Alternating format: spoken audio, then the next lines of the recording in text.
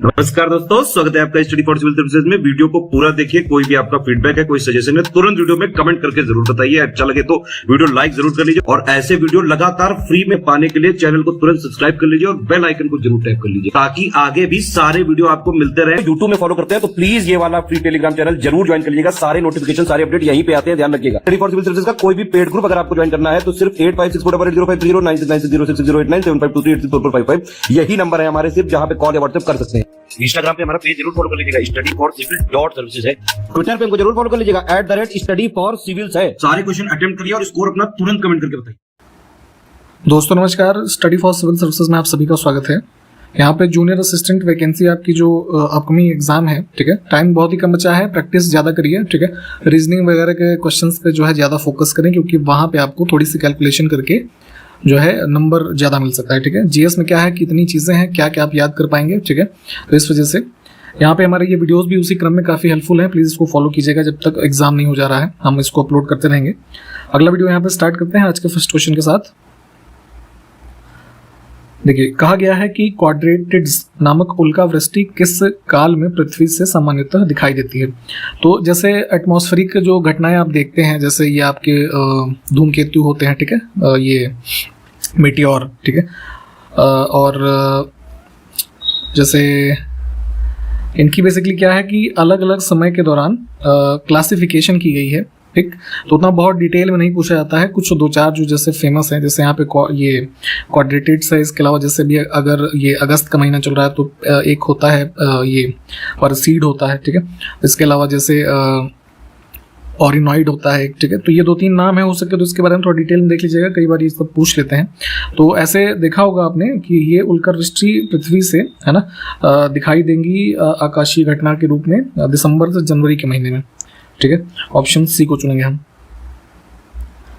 Next है कि वर्धा नदी किस नदी प्रणाली की महत्वपूर्ण नदियों में से एक है। तो वर्धा और पूर्णा जैसे ये सब इंपॉर्टेंट ट्रिब्यूटरीज हैं किसकी, गोदावरी रिवर की। 1921 का मोपला विद्रोह किस तट पर हुआ था। तो भारत का जो आप ये कोस्टल एरिया देखते हैं, ठीक है, ये अलग अलग नाम से जाना जाता है। जैसे गोवा वाला ये कोस्ट है, इसको कोंकण कोस्ट कहते हैं। फिर उसके नीचे कर्नाटका से लेकर केरला तक ये हमारा मालाबार कोस्ट, ठीक है। तो इसी कोस्ट के अराउंड 1921 में जो मोपला विद्रोह है ये हुआ था। एक पंचायत अपनी पहली बैठक की नियत तिथि से कितने वर्षों तक चलती है। तो जैसे आपको याद होगा 2021 में उत्तर प्रदेश में पंचायत वगैरह के चुनाव हुए, ठीक है।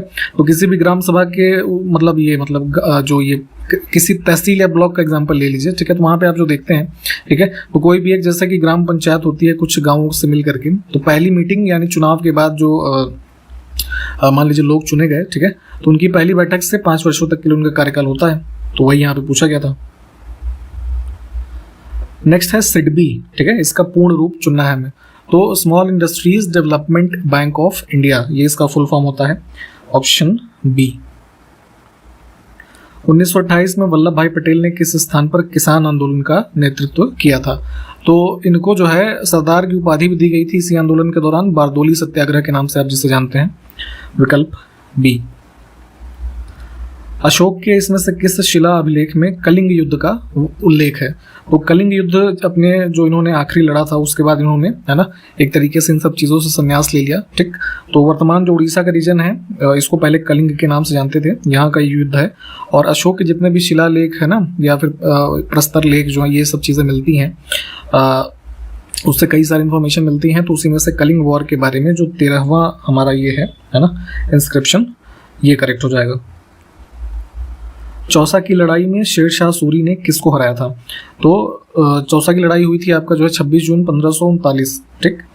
तो हुमायूं को इसमें हराया गया था। Option B.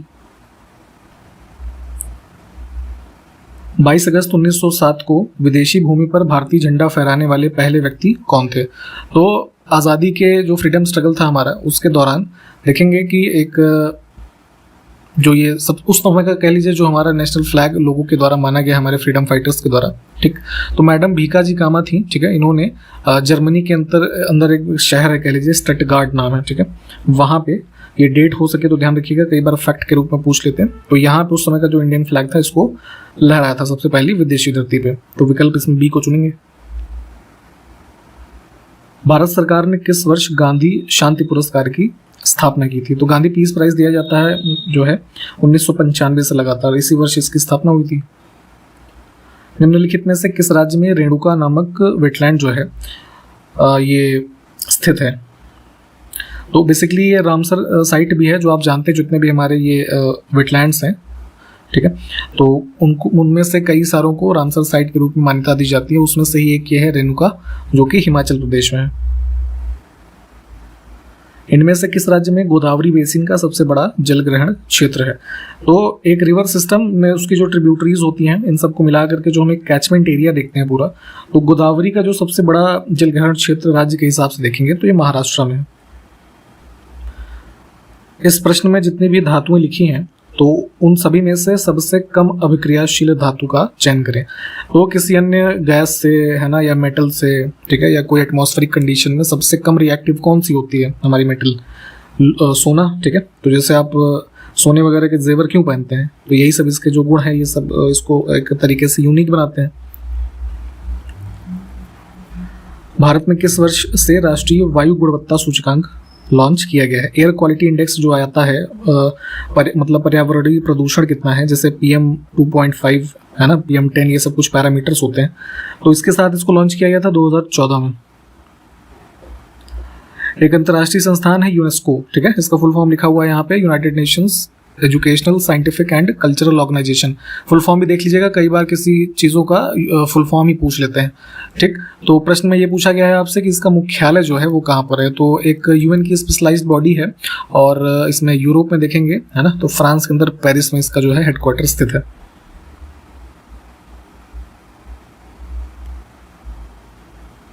अगला है न्यू स्पेस इंडिया लिमिटेड किस शहर में स्थित है? तो इसरो जो हमारा संस्थान है, Indian Space and Research Organisation, उनका ही एक ये संस्थान है New Space India Limited. Hyderabad नहीं, बेंगलोर में है, कर्नाटका के अंदर, ठीक। लोकतंत्र का अंतर्राष्ट्रीय दिवस किस तारीख को मनाया जाता है? तो इंटरनेशनल डे ऑफ डेमोक्रेसी ये मनाते हैं सितंबर में 15 तारीख को। सुगौली की संधि पर नेपाल साम्राज्य और ब्रिटिश भारत ने किस वर्ष में हस्ताक्षर किए थे? तो वर्तमान जो नेपाल आप देखते हैं, पहले क्या था कि ब्रिटिश कंट्रोल में ये भी था, उसके बाद सुगौली की संधि होती है यहाँ पे। तो जो काली रिवर है उसके वेस्ट एरिया से लेकर के, है ना, सतलज रिवर के मध्य के कुछ क्षेत्र के टेरिटरी के रूप में नेपाल जो एज अ कंट्री कह लीजिए, तब से इसी संधि के माध्यम से स्टैब्लिश है। 1816 में जो है, मार्च 1816 में ये ट्रीटी जो है इनैक्ट हुई थी। तो विकल्प हम इसमें बी को चुनेंगे। भूगोल में शायद आपने पढ़ा होगा कि जैसे हमारा पृथ्वी है तो 0 डिग्री इक्वेटर हो गया, फिर ऊपर में क्या है हमारा नॉर्दर्न हेमिस्फीयर है, नीचे साउदर्न हेमिस्फीयर, ठीक। तो दक्षिणी गोलार्ध में जो लो प्रेशर की कंडीशन होती है, ठीक है, उसके आसपास जो हवाएं चलती हैं उसमें उनकी दिशा क्या होती है? तो दक्षिण जो हमारा गोलार्ध है इसमें दक्षिणावर्त यानी कि क्लॉकवाइज डायरेक्शन, जैसे घड़ी चलती है उस प्रकार से हवाएं चलती हैं। वहीं नॉर्दर्न हेमिस्फीयर में लो प्रेशर के एरियाज में देखेंगे तो ये एंटी क्लॉकवाइज होता है, ठीक है, घड़ी को उल्टा चलाइए। केंद्रीय सहकारिता मंत्रालय का गठन किस वर्ष में हुआ था? एक नया मंत्रालय बनाया गया था ये, उसमें जुलाई 2021 में, ठीक। इसके मिनिस्टर कौन है अभी वर्तमान में केंद्र सरकार में? अमित शाह। अगला है कि पुष्टि मार्ग नामक भक्ति संप्रदाय के संस्थापक कौन थे? तो इसके फाउंडर थे ये वल्लभाचार्य, विकल्प बी। महावेली गंगा किस देश में बहती है? तो जैसे इंडिया में गंगा रिवर है, वैसे ही महावेली गंगा नाम की एक रिवर बहती है श्रीलंका में। स्थानांतर खेती के उदाहरण इसमें से चुनना है, ठीक है। स्लैश एंड बर्न टाइप की एग्रीकल्चर आपने पढ़ी होगी, कर्तन और दहन इसको हिंदी में कहते हैं। तो शिफ्टिंग कल्टीवेशन के रूप में भी ये जानी जाती है। भारत में अलग अलग नामों से इसको जानते हैं, जैसे झूम कृषि, ठीक है, नॉर्थ ईस्टर्न रीजन में, और जैसे यहाँ पे दो ने नाम लिखे मिल्पा और फेंग, ठीक है, ये भी शिफ्टिंग कल्टीवेशन के नाम है। तो इसमें तीनों को ही चुनेंगे हम, ठीक है। क्या कोई बता सकता है मिल्पा और फेंग जो है ये कहाँ कहे जाते हैं ये नाम? Akhil Bharatiya electronic trading portal राष्ट्रीय कृषि बाजार, ठीक है, जिसको शॉर्ट फॉर्म में ई नाम कहा जाता है, इसने अप्रैल 2023 में कौन सी वर्षगांठ मनाई है? तो ये बेसिकली ई नाम जो है हमारे जो एग्रीकल्चरल प्रोड्यूस वगैरह है इसको ऑनलाइन सेल करने की दिशा में लॉन्च किया गया था 14 अप्रैल 2016 को, ठीक। तो 7 साल हो गए, है ना। जिस प्रकार उत्तर प्रदेश का हमारा जो राजकीय वृक्ष है अशोक का पेड़ है, ठीक है, तो वैसे ही महाराष्ट्र का कौन सा है, तो ये होता है यहाँ पे इसका आम का पेड़। उत्तर प्रदेश में सुरहाताल पक्षी विहार है, तो किस जिले में है ये बताना है। तो यहाँ पे ईस्टर्न में देखेंगे बलिया में स्थित है। इसमें कौन सा पक्षी अभ्यारण्य उत्तर प्रदेश में स्थित है, तो समस्तपुर बर्ड सेंचुरी है यहाँ पे, इसमें रायबरेली जो जिला है ना वहाँ पे।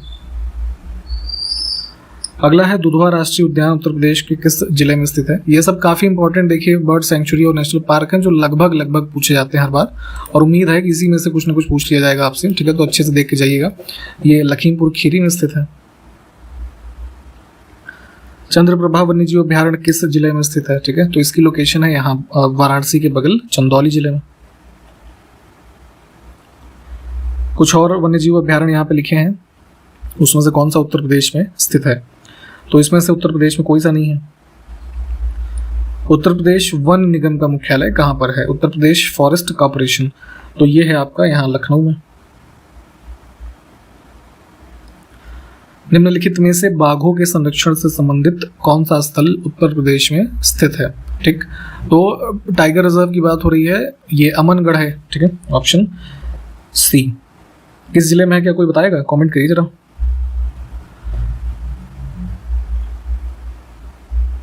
तो कथन हमारे पास है, देखिए सूर सरोवर रामसर स्थल का दर्जा मिला था इसको, ठीक है, तो कीथम झील इसका दूसरा नाम है, ठीक है, जो रामसर साइट है, तो उसी के बारे में है, कौन सा कथन सही है ये देखना है।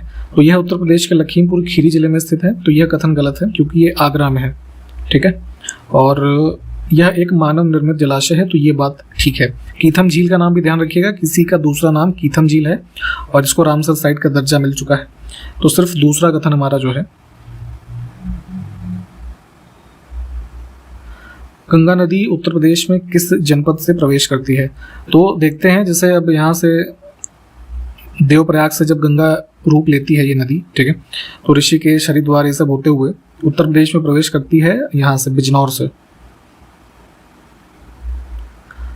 निम्नलिखित में से कौन सा रामसर स्थल उत्तर प्रदेश में स्थित नहीं है। देखिए जो रामसर साइट्स हैं, है ना, 10 की लिस्ट पूरी देख लीजिएगा। इसमें से जैसे अब सुर सरोवर की हमने बात कर ली अभी आगरा में, सरसई नावर जो है हमारा ये कहाँ पे स्थित है, इटावा में, ठीक। सुरिंसर मानसर झील जो है ये पंजाब की लेक है, ये वाला उत्तर प्रदेश में नहीं है। समस्तपुर की बात हमने करी ली है। रीजनिंग के कुछ क्वेश्चंस को देख लेंगे। नीचे दिए गए समीकरण में स्टार चिन्हों को बदलने और समीकरण को संतुलित करने के लिए गणितीय चिन्हों के सही संयोजन का चयन कीजिए। आप रीजनिंग के क्वेश्चंस की प्लीज प्रैक्टिस कर लिया करिए। यहाँ पे हमारे पास वीडियो में टाइम लिमिट होती है तो हम बहुत ही ज़्यादा इसको एक्सप्लेन नहीं कर सकते, ठीक है। तो इस क्वेश्चन को आप लिखें और यहाँ पे ऑप्शन बी के हिसाब से, है ना, हम इसको सॉल्व करेंगे तो ये हमारा उत्तर आ जाएगा।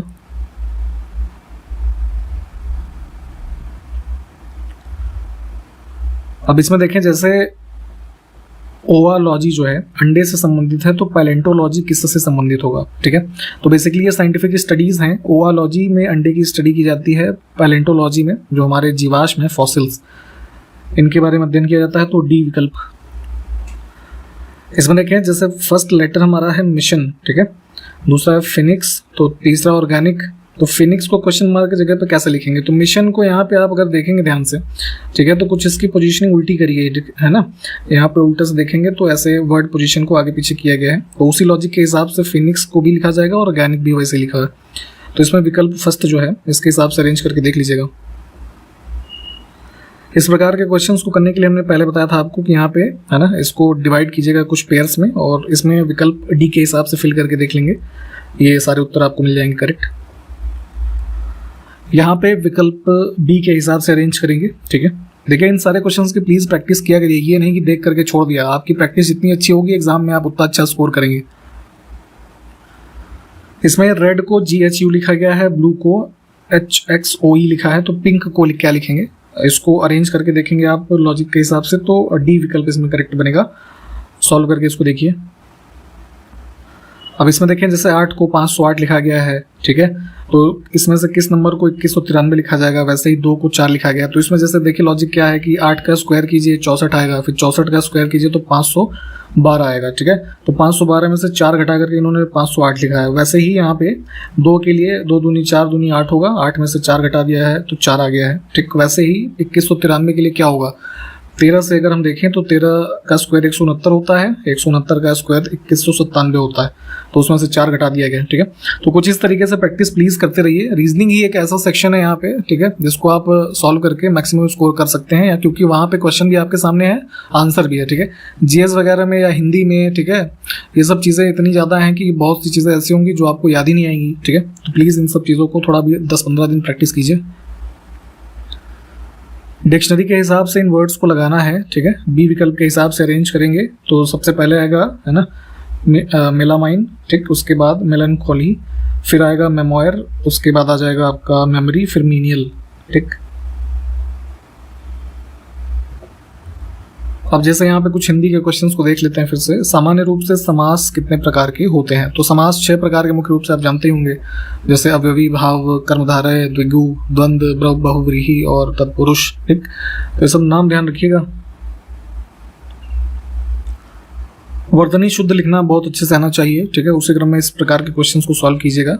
स्वाति जैसे किसी कन्या का नाम होता है तो शुद्ध रूप क्या होता है, ठीक। तो ये है ना, फर्स्ट विकल्प में हमें मिलेगा ये। संपन्न शब्द का विलोम बताना है, तो जिसके प्रकार एक तरीके से मतलब सब कुछ हो, संपन्न हो हर विधा से, तो उसके विपरीत विपन्न हो जाएगा कि उसके पास चीजों का अभाव हो। जैसे कहते हैं कोई हमारे सम्मुख है ना, सामने है, तो सम्मुख का विलोम बताना है, तो विमुख, ठीक। अगला शब्द है शाश्वत, इसका विलोम बताना है। तो शाश्वत का मतलब होता है कि कोई भी ऐसी चीज जो सदैव रहने वाली हो, ठीक है। जैसे ईश्वर का नाम आप इस तरीके से ले सकते हैं, ठीक है। तो उसका विपरीत हो जाएगा नश्वर, है ना। नश्वर का मतलब होता है कि कोई भी चीज जो क्षणिक हो, ठीक। बी विकल्प। नीरस का विलोम बताना है, तो नीरस का विलोम होता है सरस। अगला शब्द है अनागत, इसका विलोम बताना है, तो आगत, फिर उसका विलोम अनागत होता है। अगला है पति पत्नी का जोड़ा, उसके लिए एक शब्द क्या है? तो कोई भी एक विवाहित जो पति पत्नी है उसके लिए दंपति, है ना, विकल्प सी जो है, या जो है कई बार छोटी ई की मात्रा भी मिलेगी, ये शब्द होता है। हर काम देर से करने वाला व्यक्ति, ठीक है, तो दीर्घ सूत्री शब्द होता है ये। जिसका कोई शत्रु पैदा ही ना हुआ हो, है ना, तो ऐसे व्यक्ति को क्या कहेंगे? अजात शत्रु। सेंटेंस एक है हमारे पास, राम की काम के प्रति लगन और निष्ठा कैसी है, ठीक है। तो उसकी कार्य के प्रति जो है एक लगन से कर रहा है, निष्ठावान होकर के कर रहा है, तो ऐसे के लिए हम जो एक शब्द यूज करेंगे अनुकरणीय, है ना, जो कि काफी मेहनती शब्द को दर्शाता है, या कह लीजिए सराहनीय दर्शाने के लिए भी यूज कर सकते हैं, ठीक। तो इसमें बी विकल्प को भरेंगे यहाँ पे ब्लैंक्स में। रचना के आधार पर वाक्य कितने प्रकार के होते हैं? कोई भी वाक्य का निर्माण होता है तो 3 प्रकार हम पढ़ते हैं, सरल वाक्य, ठीक है, मिश्रित वाक्य और संयुक्त वाक्य, ठीक है। तो ये 3 प्रकार होते हैं। इसमें देखें ये कौन सा हमारा विराम चिन्ह है। विराम चिन्ह जितने भी होते हैं प्लीज देख के जाइएगा सारे के सारे। तो प्रश्नवाचक चिन्ह है हमारा ये। आगे हमारा एक शब्द है लाल पीला होना, इसका अर्थ क्या होता है, ठीक है। तो बहुत ही क्रोधित होना, ठीक है, जैसे आपने आम बोलचाल की भाषा में सुना होगा ना कि वो लाल पीला हो रहा था, तो गुस्सा हो रहा था, है ना, इससे समझ सकते हैं। अंगूठा दिखाना, इस मुहावरे का अर्थ बताना है, ठीक है। तो किसी भी चीज के लिए मना कर देना, इनकार करना। शब्द हमारा है चिरायु, इसमें प्रयुक्त उपसर्ग बताना है, ठीक है। तो यहाँ पे चिर धन आयु, तो चिर उपसर्ग हमारा जो है इसमें यूज किया गया है। चिर शब्द का जैसे मीनिंग कई बार पूछ लिया जाता है, तो दीर्घकालीन, है ना, ये मतलब भी याद रखिएगा इसका। अगला है हिंदी में वचन कितने प्रकार के होते हैं, ठीक है। तो एक वचन और बहुवचन, ठीक, 2 वचन होते हैं। इसमें देखें लिंग की दृष्टि से दही क्या है, ठीक है। दही जो आप खाते हैं, तो दही शब्द बेसिकली पुल्लिंग होता है, ठीक है। दही मीठी है, यह वाक्य गलत है, दही मीठा है, ठीक है। तो पुल्लिंग यहाँ पे हम चुनेंगे, इसको ध्यान रखेंगे। अब इसमें शुद्ध वर्तनी का चयन करना है। हमारा वर्ड है अस्पृश्यता यानी कि अनटचेबिलिटी। जैसे कॉन्स्टिट्यूशन में आपने पढ़ा होगा ना आर्टिकल 17 फंडामेंटल राइट में, ये भी ध्यान रखिएगा बात को कि वहाँ पे अनटचेबिलिटी को पूरी तरीके से प्रोहिबिट किया गया है इंडियन कॉन्स्टिट्यूशन में। तो अस्पृश्यता को हिंदी में कैसे शुद्ध लिखते हैं? विकल्प सी की तरह, है ना।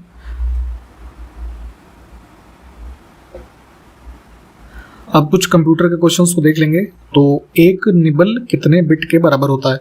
तो कंप्यूटर में डेटा स्टोरेज के टर्म में आप जानते हैं कि हम ये कुछ टर्म्स को रेफर करते हैं, जैसे किलोबाइट, मेगाबाइट, है ना, बाइट, बिट, निबल।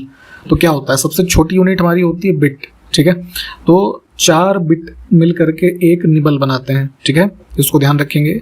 फिर जैसे बाइट होता है तो बाइट में, है ना, जो है हमारे ये 8 बिट होते हैं, ठीक। उसके बाद एक किलो बाइट में फिर 1000 बिट्स होते हैं, ठीक है।